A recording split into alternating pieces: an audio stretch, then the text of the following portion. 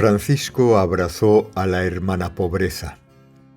Jesús consideró la pobreza como algo maravilloso cuando dijo: «Bienaventurados los pobres de espíritu, porque de ellos es el reino de los cielos». Existen dos formas de interpretar el término pobreza.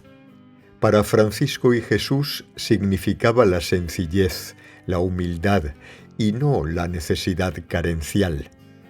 Por eso Francisco se expresaba de ella como la hermana pobreza, una entidad que él amó. Existe la pobreza carencial, la ausencia de provisión que no debemos amar en sí misma, sino a los que la sufren, los llamados pobres entre comillas, para liberarlos de esa condición. No hay ninguna virtud en ser pobre económicamente, porque si eso fuera así, serían virtuosos y santos los millones de pobres que hay repartidos por todo el mundo. Pero no es así. La pobreza como virtud es la no posesión de nada, ya sea física, emocional o mentalmente. Físicamente podemos usar todo lo que Dios nos ofrece para vivir, como puede ser una casa, ropa, comida, utensilios, medios de transporte. Pobreza es considerar lo que se tiene como que no es nuestro y no disponer de ello como dueños. Nada nos pertenece, sin nada nacemos y sin nada vamos a morir. Así que conformémonos y demos gracias de que Dios nos permita tener una casa para vivir, ropa para ponernos, comida y algunas cosas para disfrutar que nos hacen la vida más agradable. Pero hagámoslo sin sentido de posesión. Las cosas solo nos las da Dios para que las usemos por un tiempo y finalmente tenemos que devolverlas a la causa universal de donde fueron generadas. Ser pobre en espíritu es humildad, sencillez, simplicidad. También existe la pobreza emocional como una virtud que representa vivir sin complicaciones interiores, al no poseer apegos emocionales, como los afectivos, el amor al dinero, a los lujos, a las alabanzas, a las posiciones sociales, económicas, políticas y religiosas. No buscar la gloria, como lo hacen los políticos en sus partidos, o buscar títulos en el mundo profesional. Es más difícil liberarse de los apegos emocionales que de los apegos físicos. La pobreza del plano mental consiste en desintelectualizarse, despojarse de la riqueza del conocimiento intelectual y el exceso de información conceptual. Es la ausencia de razonamientos intelectuales, conocimientos librescos y teóricos, no estar apegado a ninguna idea, concepto, creencia, idea preconcebida, como pensar que nosotros somos importantes, que merecemos esto o lo otro, que vamos a ir al cielo. Mucha información teórica produce intelectualidad y esta, en exceso, nos complica la vida. La pobreza espiritual es no buscar gloria supuestamente espiritual como la que anhelan los prelados religiosos que quieren puestos y títulos en sus iglesias. Igualmente los ocultistas y esotéricos con sus grados e iniciaciones. Desear la fama de ser espirituales y que los demás crean que están trabajando cerca de Dios, de los santos o maestros. Hay escuelas espirituales que se ocupan de llenarles la cabeza a sus seguidores de datos supuestamente espirituales y les cifran su progreso en información. Estos son los ricos a los que Jesús se refiere diciendo: «Primero entra un camello por el hueco de una aguja que un rico al reino de los cielos». Bienaventurados los que no poseen nada espiritualmente, porque de ellos es el reino de los cielos. Es importante que no poseamos grados espirituales de ningún rango, que no recibamos respeto espiritual por haber conocido a alguien famoso espiritualmente como un gurú, que no seamos sucesores de nadie, no creernos ni que nos crean santos. que no seamos guías espirituales, gurús o maestros de alguien. Todo eso significaría ser ricos y no nos permitiría entrar al reino de los cielos.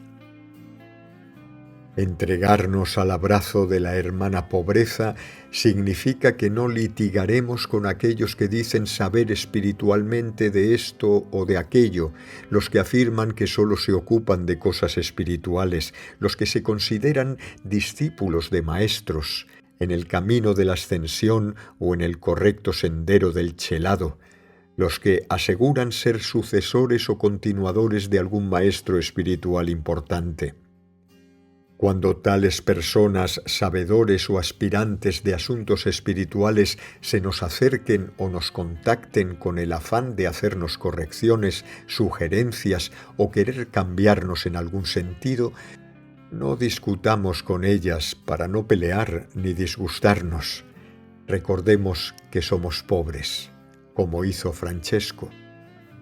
Pero sepamos en el fondo del alma que ellas no tienen nada que ver con nosotros y como no las habremos de cambiar realizando ninguna discusión, dejemos el asunto en paz, dándoles nuestro amor y perdón. Tal vez, a la larga, sean ellas las que cambian, pero recordemos que no va a ser por lo que les digamos, sino por el ejemplo que les demos en silencio a través del perdón, el amor y la vida de servicio. Existe otra forma en que se expresa la pobreza, que no es solamente la carencia de recursos o la de un necesitado. Cuando nos referimos a los pobres carenciales como personas necesitadas de ayuda, nos referimos a aquellos que, ya sean ricos o pobres, de alta o baja clase social, son ignorantes. Tienen problemas internos, complejos, falta de claridad, están enfermos externa o internamente. También puede que sean simple gente sencilla, sin ninguna de esas pobrezas, pero que sufren de ignorancia y quieren aprender. Amar a la hermana pobreza como virtud incluye el amar a estos pobres carenciales. La pobreza carencial es la ausencia de las 7 sabidurías o la falta de desenvolvimiento de los 7 aspectos de Dios, a saber, primero, mala voluntad, desconocer los principios universales, temor y debilidad. Segundo, ignorancia, distracción e incomprensión. Tercero, odio, ingratitud, intolerancia, inactividad. Cuarto, impureza, indisciplina, depresión, retraso. Quinto, mentira, inarmonía, enfermedad. Sexto, agresividad, belicosidad, carencia de recursos económicos. Y séptimo, ataduras y rencor. Espiritualmente es inmensamente importante amar, desenvolver y vivenciar la pobreza como virtud, ser pobres de espíritu y amar a los pobres carenciales, ya que es la salvaguarda y fundamento de todas las virtudes que podamos tener.